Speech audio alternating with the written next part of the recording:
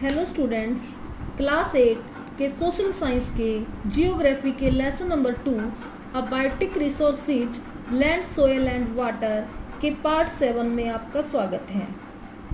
बच्चों, पार्ट 6 में हमने लेसन पढ़ा था और very short answer type questions किए थे। आज पहले हम आगे लेसन पढ़ेंगे और उसके बाद शॉर्ट आंसर टाइप क्वेश्चंस करेंगे। तो लेसन पढ़ते हैं बच्चों। टेरेस फार्मिंग, सीढ़ीदार खेती। This method of soil conservation is mainly used on the steep slopes. मृदा संरक्षण की यह विधि मुख्य रूप से तीव्र ढालों पर अपनाई जाती है। In this method broad flat terraces are made on the steep slopes to cultivate different crops. इस विधि में तीव्र ढालों पर विभिन्न फसलों की खेती हेतु चौड़ी सपाट सीढ़ियाँ बनाई जाती हैं। These terraces control surface run of and soil erosion.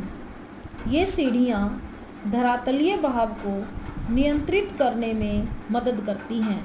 बच्चों, टेरेस फार्मिंग को आप इस तस्वीर में देख सकते हैं। आगे है कंस्ट्रक्शन ऑफ डैम्स, बांधों का निर्माण। Dams are constructed to slow down the flow of running water। बहते हुए जल की गति को धीमा करने के लिए बांध बनाए जाते हैं। इंटरक्रॉपिंग, बीज की फसलें उगाना।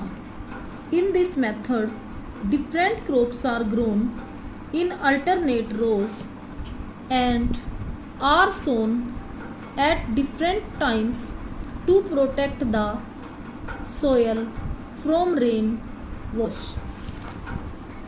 इस विधि में वर्षा दोहन से मृदा को सुरक्षित रखने के लिए अलग अलग समय पर भिन्न भिन्न फसलें एकांतर में उगाई जाती हैं। तो बच्चों, आज लेसन इतना ही पढ़ेंगे। अब हम short answer type questions question. क्वेश्चन नंबर 1, write a short note on the abiotic resources. अजैव संसाधनों पर एक संक्षिप्त नोट लिखिए। Answer, abiotic resources consist of non living things like minerals, rocks, metals, land, soil and water. अजैव संसाधन में निर्जीव वस्तुएं आती हैं, जैसे खनिज, चट्टानें, भूमि, मृदा और जल। These are the free gifts of nature for living organisms। ये सजीवों के लिए प्रकृति के निःशुल्क उपहार हैं। Question number 2, What do you know about the land use pattern। भूमि उपयोग प्रतिरूप के बारे में आप क्या जानते हैं? Answer, land use pattern is used to indicate the different uses of land. भूमि उपयोग प्रतिरूप का इस्तेमाल भूमि के विभिन्न उपयोगों की पहचान करने के लिए किया जाता है। There are considerable variations in land use among nations of the world। विश्व के विभिन्न देशों में भूमि उपयोग में काफ़ी विभिन्नता पाई जाती है। For example, Australia 56% has high percentage of under pastures as India has under croplands 57%। उदाहरण के लिए ऑस्ट्रेलिया में घास क्षेत्र का प्रतिशत काफ़ी अधिक 56% है, जैसा कि भारत में फसल क्षेत्र का प्रतिशत 57% अधिक है। Question number 3, write a short note to check soil erosion. मृदा अपरदन को रोकने हेतु एक संक्षिप्त नोट लिखिए। Answer, soil has certain properties such as fertility, ability to retain air, moisture. मृदा की कुछ विशेषताएं होती हैं, जैसे उर्वरता और हवा, नमी को धारण करने की अक्षमता।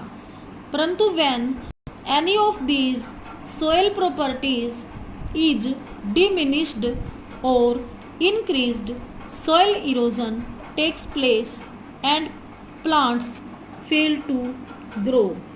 परंतु जब इनमें से किसी विशेषता में कमी आ जाती है या बढ़ जाती है, तब मृदा अपरदन होता है तथा पेड़ पौधे उगना बंद हो जाते हैं। To prevent soil erosion, afforestation, mulching, rotation of crops, controlled overgrazing must be done। मृदा अपरदन को रोकने के लिए वृक्षारोपण करना चाहिए, मलसू बनाने चाहिए, फसल चक्र की विधि का प्रयोग करना चाहिए और अति पशुचारण पर नियंत्रण किया जाना चाहिए। Question number 4, discuss some methods of soil erosion. मृदा संरक्षण की कुछ विधियों पर चर्चा कीजिए। आंसर, नंबर 1, अफॉरेस्टेशन, वृक्षारोपण। Rows of trees are planted at short distances in the farms to provide shelter belt. रक्षक मेखला उपलब्ध कराने के लिए खेतों में थोड़ी थोड़ी दूरी पर वृक्षों को लगाया जाता है। It is mainly used in the coastal and dry regions। इस विधि का प्रयोग मुख्य रूप से तटीय प्रदेशों व शुष्क प्रदेशों में किया जाता है।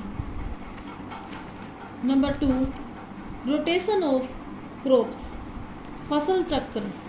In this method different crops are grown in alternate ways because different crops need different elements from the soil।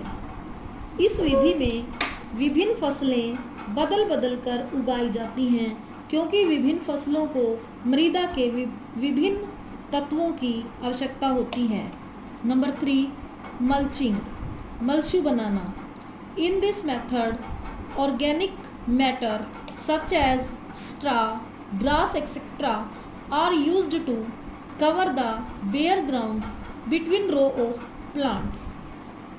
इस विधि के अंतर्गत जैव पदार्थ जैसे परवाल, घास इत्यादि का इस्तेमाल पौधों की पंक्तियों के बीच की खाली भूमि को ढकने के लिए किया जाता है। It helps soil to retain moisture। यह मृदा की नमी को बनाए रखने में मदद करता है। पॉइंट 4, कंस्ट्रक्शन ऑफ डैम्स, बांध बनाना। Dams are constructed to slow down the flow of running water. बहते हुए जल की गति को धीमा करने के लिए बांध बनाए जाते हैं। Question number 5, water has more importance as an environmental resource than natural resource of human use। Explain the statement।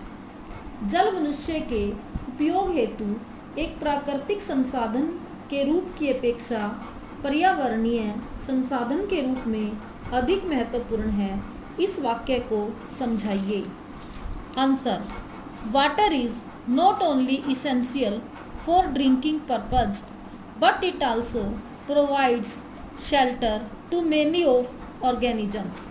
पानी केवल पीने के लिए ही अति आवश्यक नहीं है, बल्कि यह कई जीव जंतुओं को आवास भी प्रदान करता है.